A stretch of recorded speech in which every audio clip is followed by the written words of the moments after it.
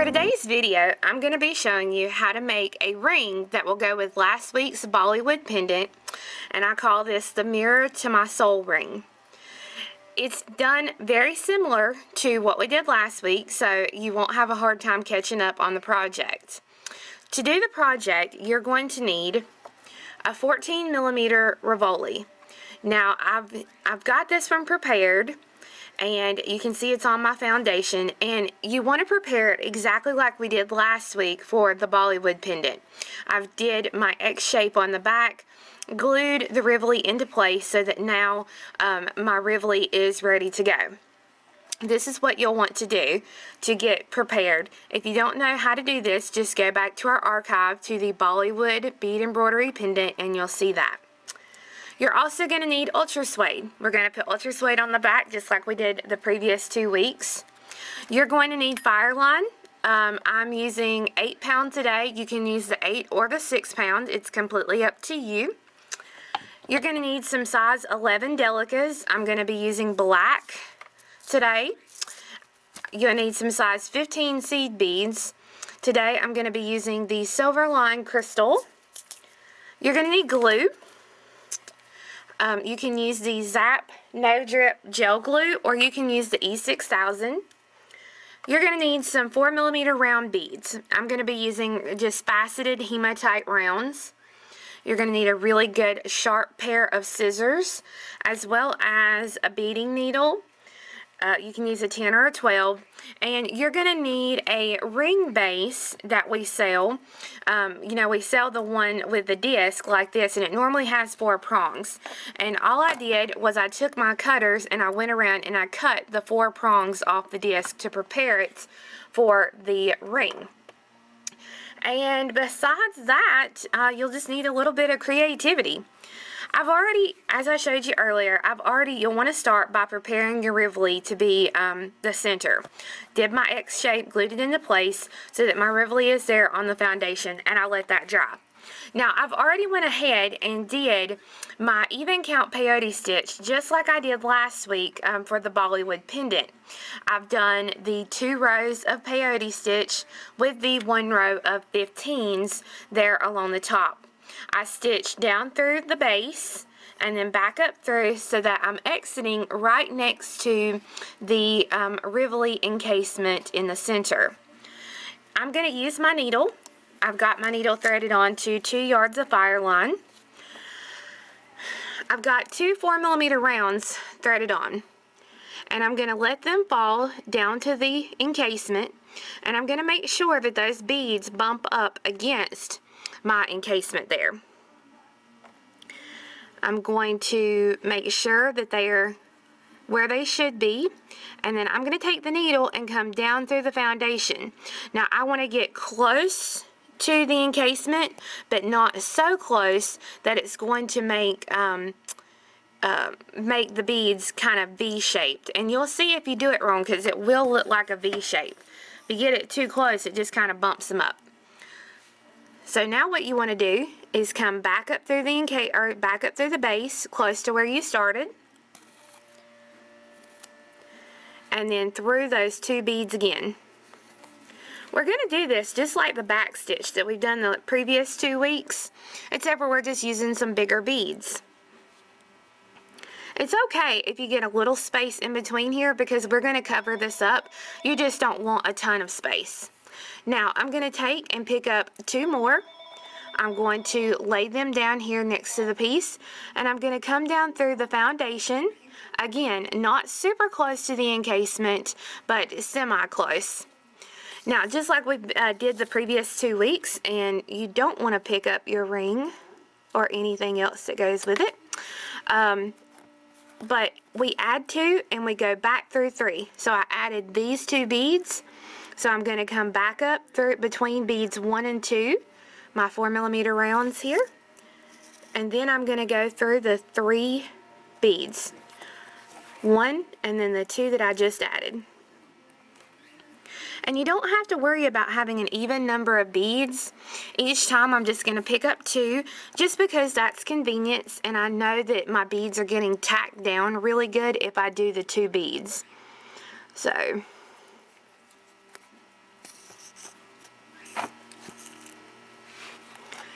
You want to come back up between beads 3 and 4. And then go through 4, 5, and 6. And you'll want to go all the way around, adding 2 beads at a time. And if you get back to the start and you can't put in 2 beads, simply put in 1 bead. You just want enough beads that will completely go around your circle. I've gone all the way around my encasement now, adding my 4mm rounds, and I was able to add 15 4mm rounds to the encasement as so. I stitched down through the back of my encasement, and now I'm ready to come back up. And what I want to do is I want to come back up in between the Rivoli encasement and in between 2 of the 4mm rounds that you see along the outer edge.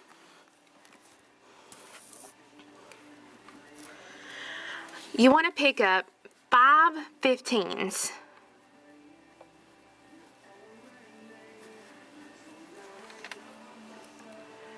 So I have my 5 15s. I'm coming out right here, and I want to close up this little hole that I see. So I'm going to come right to the other side of that little hole where those 2 beads meet, and I'm going to go down through the base so that when I pull, now my beads make a little arch to cover up the hole. So now from the back, I'm just going to come up in between my next 2 4mm rounds at the base, pick up 5 15s, and again, I'm going to go right down through the base, or the foundation, right in between those 2 4mm rounds there along the outer edge. So when I pull, it gives me 2 lengths around.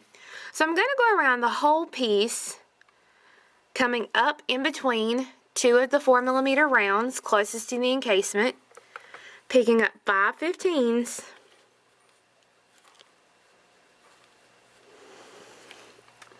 and then going back down through the foundation right in between the 2 4mm rounds. And you want to get kind of close because we're not going to do anything else to the actual ring top except for do our edging. So you want to get it kind of close so that you don't cut. So you're going to go around the whole way, just putting those little arches around your 4mm rounds. All the way around, adding my size 15 embellishments around the 4mm rounds, and I've tied the thread off with a 1/2 hitch knot. I'm going to take my cutters now, and I want to trim around the outer edge of my piece, and again, be careful not to cut these threads along the back of your piece. You want to get close, but not so close that, and this is important, I guess, if you're using different color beads, you know, like something that's really going to make a huge difference. Since I'm going to be using black Delicas around my edge, it's not really going to matter if I see some of my foundation, but for some of you, it'll make a huge difference. So just go through and trim it close so that you see a little bit of foundation, but not too awful much. And I know that sounds weird, but as you start to work it, you'll see what I mean. You just want to go through, just trimming off any excess that you have. And you see I trimmed from the front first, and now I'm going around through the back, just taking and trimming off any little excess pieces that I may have so that I can make sure I'm not getting any of those threads cut along the back side. And that looks like exactly what I want it to there. I can see just a little bit around the edge, but not a whole lot that it's going to make a huge difference. If you don't want to see that, you'll need to get in there and trim some of this. But remember, we're going to put our backing on, so you need that little bit of extra space to add your 15 or your 11 Delicas. So go ahead and trim it, and you will want to glue on your Ultra Suede to the back, let it dry, and then trim the Ultra Suede. Once you get the Ultra Suede glued and trimmed around, this is what your piece will look like. I've went ahead and threaded my needle and made a knot into the very end of the thread, And I'm going to come up in between my 2 layers. So I'm going to separate the layers just like I normally would. And I'm going to come up in between my layers so that the knot, when I get finished, will be hidden inside of my piece and I won't have to worry about it. For now, I'm going to take that little tail and just set it to the side. I'm going to pick up 2 11 Delicas and I'm going to come back through both pieces, and then I'm going to come up through that second bead that I added. And when you pull, your beads will lay like this. So from now on, I want to pick up 1 Delica, come up through the 2 layers, and then up through the bead that I just added. So your holes should be sticking, like if you look down straight on it like this, you'll see your holes, and that's exactly what you want. Now the thing to be cautious about when you're doing this ring, normally I would tell you that you do not have to worry about making something an even number or an odd number, but because we're going to add another embellishment to this edging, you'll want to make sure that you have an even number of Delicas around this outer edge. So just be very cautious of that as you get back around to the other side and you get close to the connection point, because you will need that even number or your embellishment will not work out.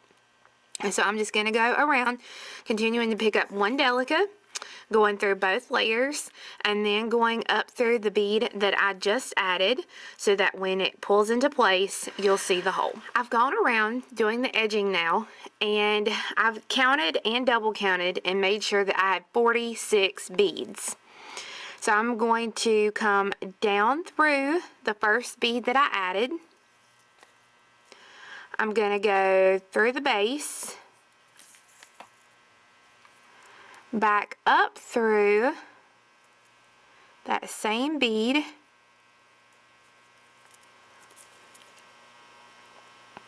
so that this will anchor that size 11 and make it look good. And then I'm going to go back down through the last 11 and back up through the first 11. So that now I have a nice closed connection and all my beads are connected along the back side. Now I'm ready to add my embellishments with those. So I'm going to be using my size 15s, and I'm going to pick up 3 15s.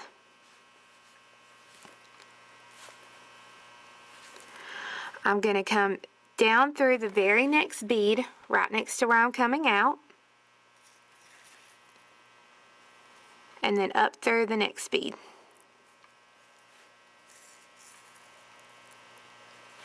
So it makes a little peacoat of 3.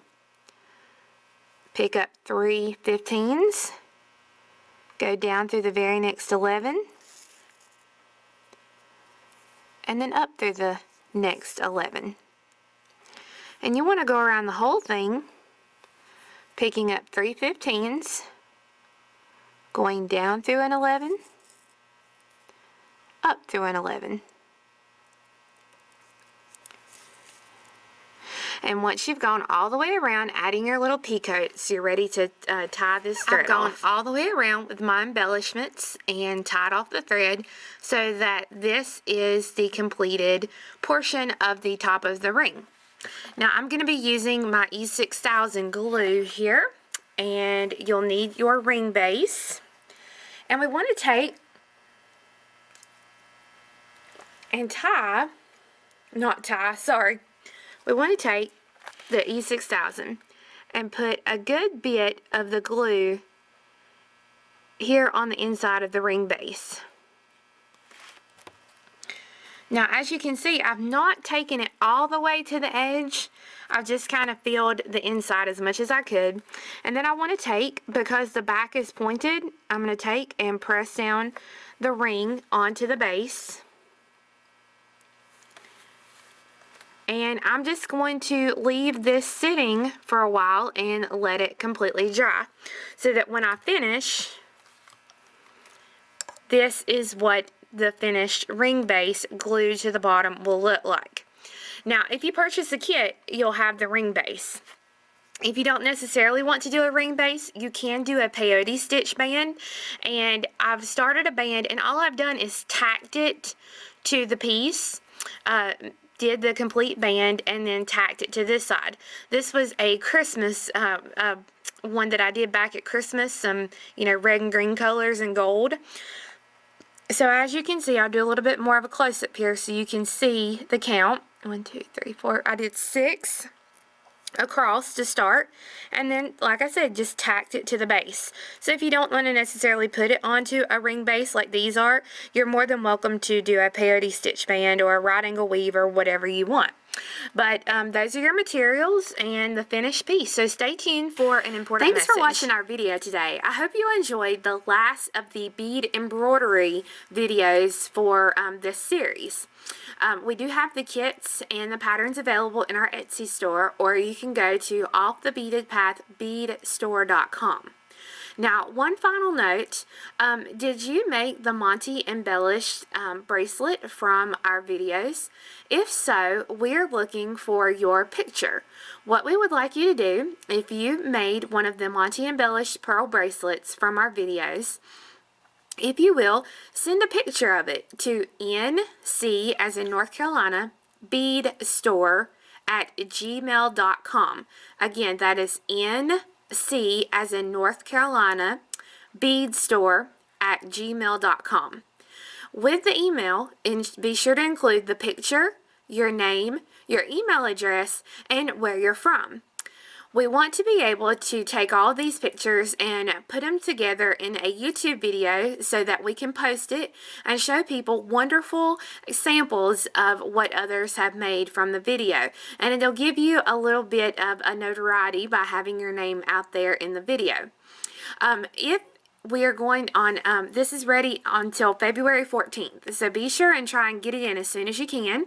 On February 14th, we are going to do the video, and at the end of the video, I'm going to announce the winner. We're going to put all the names of the people who've entered into a hat. I'm going to pull out a name at the end of the video, and that person will win a $10 gift certificate that they can use in our Etsy store. So it's free to send the picture, it's free to send the email, and you could have a chance to win a $10 gift card. And the best thing is, it could be on Valentine's Day. So I hope you guys enjoyed the video. If you want to send us your picture but it needs to be of the Monty embellished pearl bracelet, to ncbeadstore@gmail.com. We'll get those together this week, and we'll see you again next week. Have a good one. Bye-bye.